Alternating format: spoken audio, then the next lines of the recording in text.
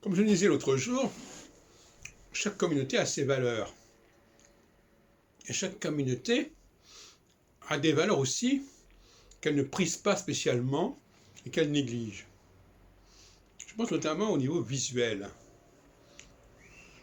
Il y a visiblement des groupes qui sont assez indifférents au visuel et qui, notamment, ne sont pas choqués par la multiplication de l'obésité. Dans certains milieux, l'obésité, le surpoids est presque une norme. Et ce qui est intéressant, c'est qu'il y a une hypersensibilité de chaque communauté à telle et telle sensorialité. Par exemple, tel groupe peut être hypersensible à l'odorat, mais pas du tout hypersensible à la vue.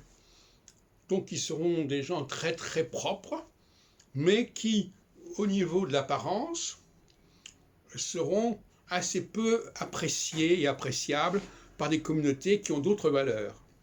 De la même manière, au niveau auditif, il y a des populations qui ne font pas attention à la façon dont elles parlent, qui n'ont pas de règles précises sur le son, qui parlent trop fort ou qui disent n'importe quoi sans réfléchir. Alors que dans d'autres sociétés, on fait très attention, on se contrôle. Tout ça pour montrer que l'on ne passe pas impunément d'une société à une autre, d'un groupe à un autre.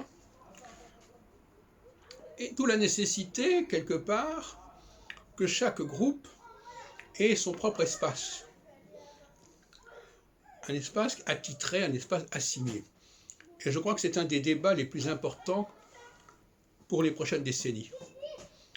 On peut être citoyen, mais ça ne signifie pas qu'on ait accès à tous les espaces.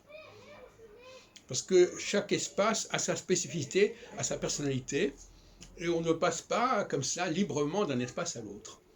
Ça pose des tas de problèmes que je vous laisse imaginer.